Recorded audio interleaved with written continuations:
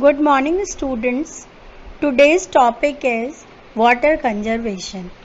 Collecting rainwater at some place by appropriate water management is known as water conservation. Water conservation जो होता है, जो बारिश का पानी होता है, उस पानी को सही ढंग से कलेक्ट करके किसी एप्रोप्रिएट प्लेस पे रखना क्या कहलाता है? वाटर कंजर्वेशन कहलाता है, ताकि जिस समय बारिश नहीं हो उस समय हम उन डैम का, पॉन्ड का, लेक का और जो छोटे छोटे वाटर रिसोर्सेज होते हैं उन वाटर रिसोर्सेज का जिस समय बारिश नहीं हो उस समय यूज़ कर सके।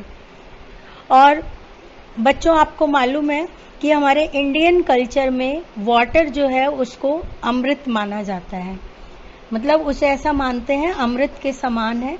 इसीलिए पहले के टाइम में जो सेठ होते थे, रूलर होते थे, मनी लैंडर्स होते थे और जो कंट्री के इम्पॉर्टेंट सिटीजन्स होते थे, वो क्या किया करते थे? बहुत सारे वेल्स, बावड़ी, पॉन्ड्स, लेक्स, ये सब विलेज के अंदर या फिर टाउन के अंदर वो बनवाया करते थे। फिर है एंशियंट टाइम में इंडिया के जो पीपल थे उनका सिंपैथेटिक एस्पेक्ट भी था। वो ये सोचते थे, मतलब सहानुभूति जैसी रखते थे गांव के लोगों के लिए, शहर के लोगों के लिए, और उनके लिए वाटर कंजर्वेशन करने के लिए वो लेक, पॉन्ड, बॉरी वगैरह बनवाया करते थे। फिर है हम देखते हैं कि कौटिल्य के अर्थशास्त्र बुक में एक बहुत इम्पॉर्टेंट बात लिखी गई है कि चंद्रगुप्त मौर्य जो थे उन्होंने एक लेक बिल्ट करी थी जिसका नाम था सुदर्शन लेक, और वो लेक जो थी वो बहुत फेमस थी उस समय की और वाटर कंजर्वेशन के लिए बनाई गई थी। ऐसे ही साउथ इंडिया के अंदर चालुक्य जो रूलर्स थे उन्होंने भी बहुत सारे एनीकट और डैम बनवाए थे।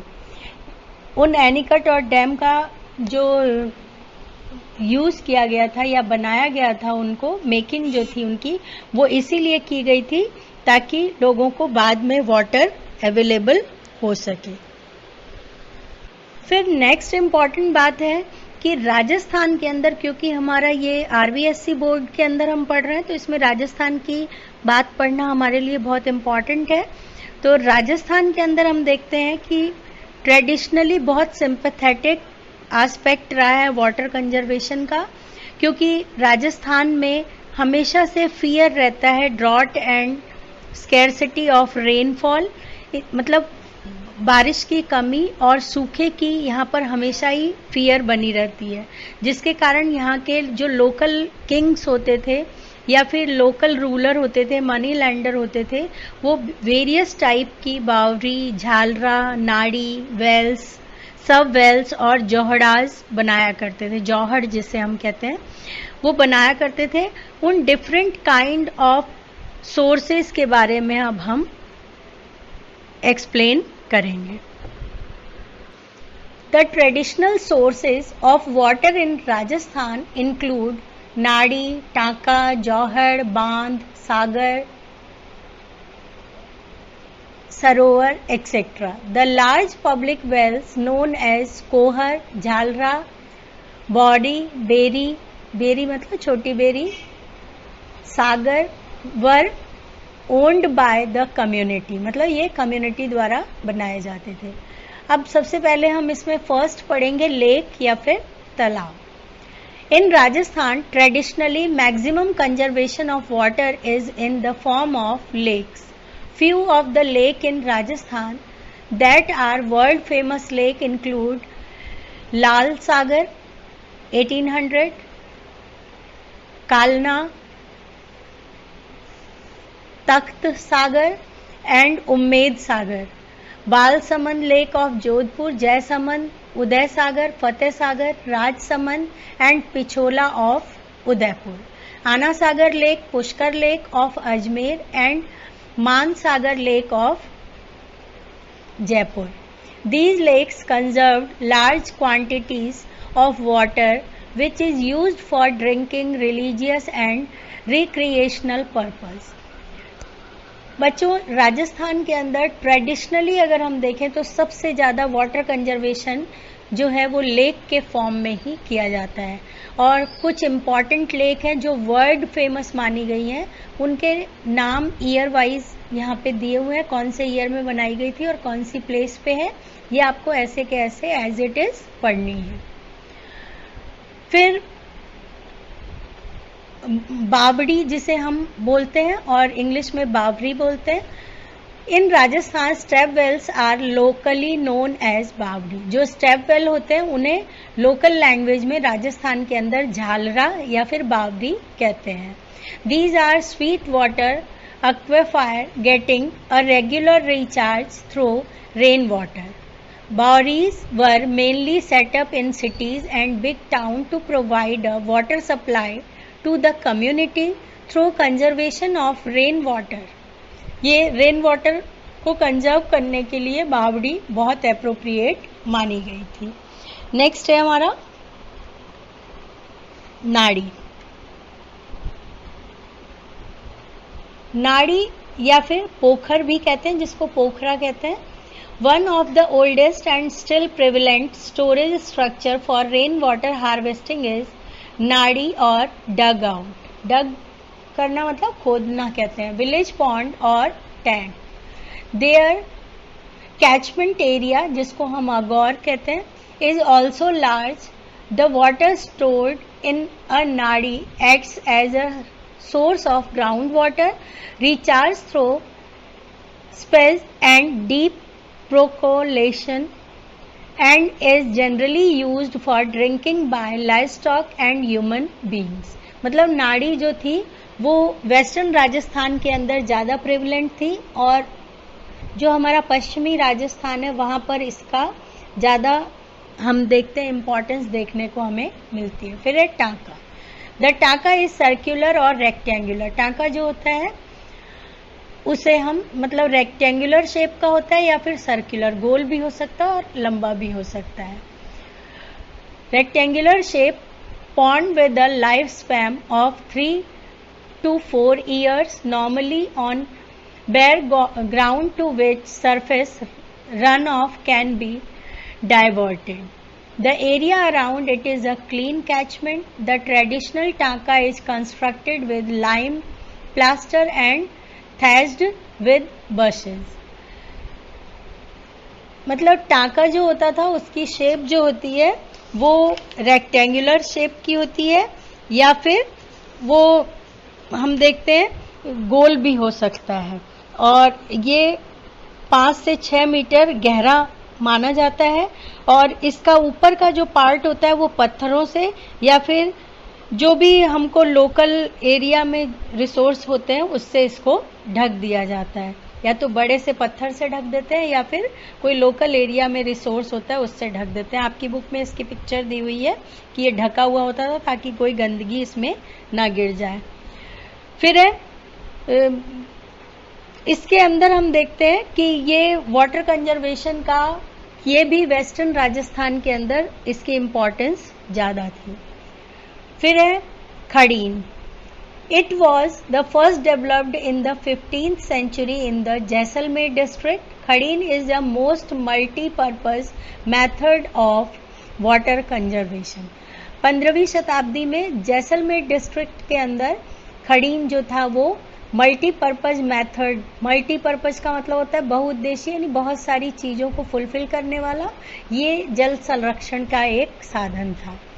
फिर हम देखते हैं कि इसको जैसा कि जैसलमेर एरिया साइड में ये ज़्यादा फेमस था, और पालीवाल ब्राह्मण जो थे उन्होंने इसको बनाया था। आपकी बुक में दे रखा है ये कि खड़ीन जो था वो जैसलमेर डिस्ट्रिक्ट के अंदर जो मिडाइवल पीरियड था उसमें पालीवाल ब्राह्मणों के द्वारा इसको बनाया गया था।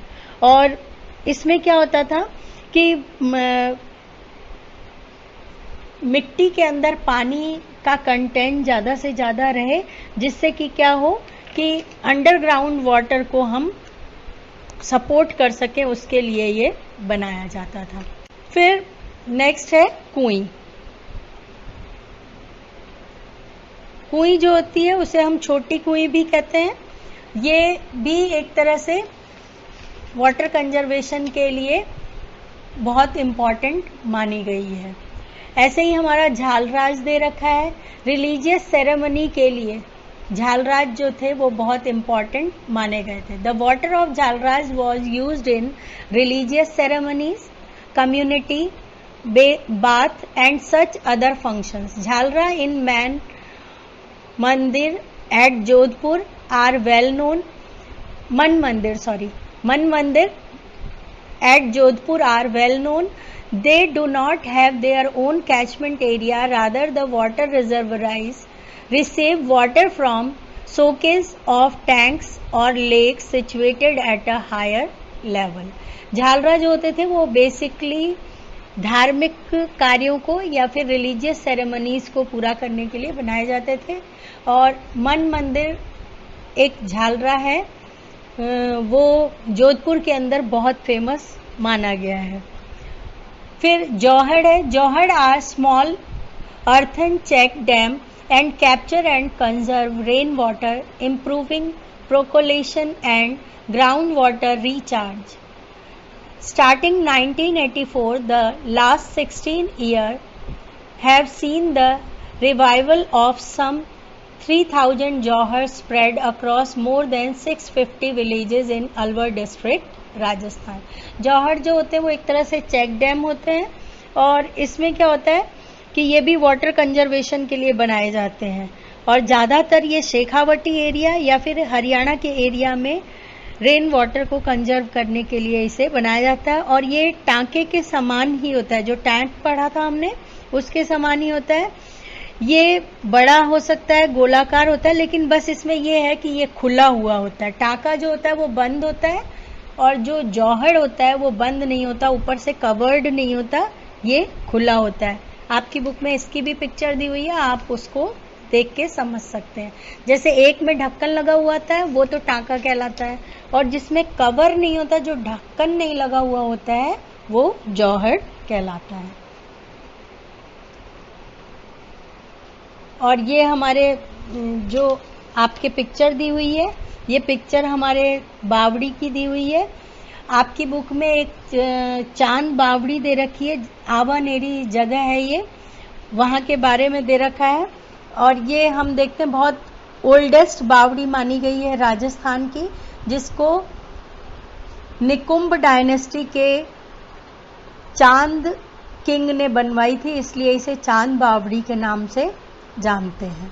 और ये बहुत इम्पॉर्टेंट है, इसको आपको बोर्ड के पॉइंट ऑफ व्यू से अच्छी से पढ़ के जाना है। ये सारे रिसोर्सेज राजस्थान से रिलेटेड जितने भी हैं। इसके अलावा आपकी बुक में वाटर सेल्फ रेलिएंट दिया हुआ है, जिसे हम जल स्वावलंबन के नाम से जानते हैं। बच्चों, ये जो इस चैप्टर के लास्ट 2 टॉपिक बचे हैं, इसे मैं एक्सप्लेन कर देती हूँ, आप बुक में से पढ़ लेना। फिर भी कोई प्रॉब्लम हो तो आप मुझसे पूछ सकते हैं।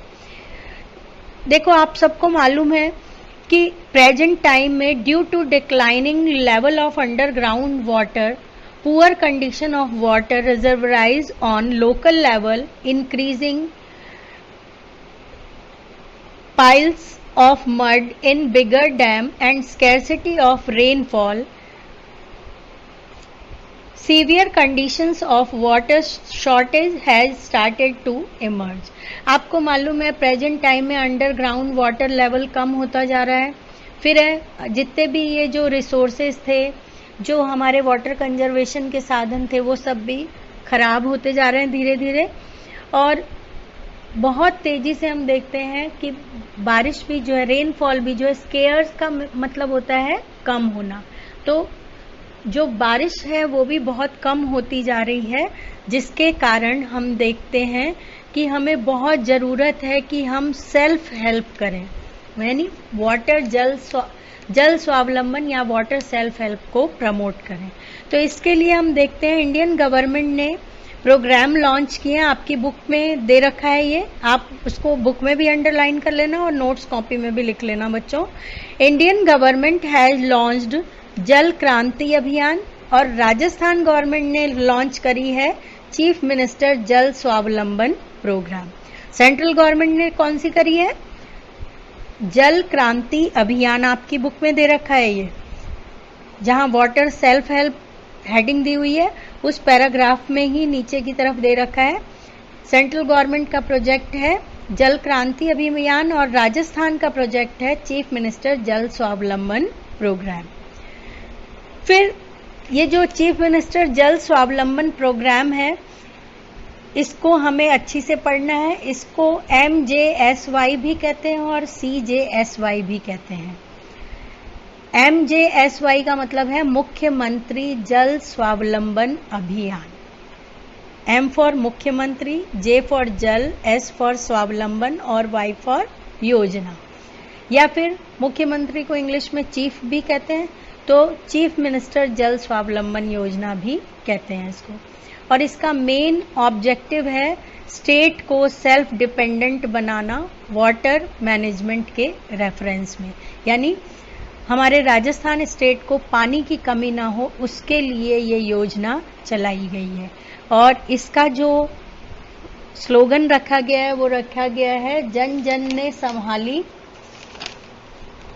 जन जन ने संभाली जल संचय की कमान, अब और बढ़ेगा राजस्थान का मान। आपकी बुक में ये स्लोगन दिया हुआ है और लोगो भी दिया हुआ है, उसको देख के आपको पढ़ना है।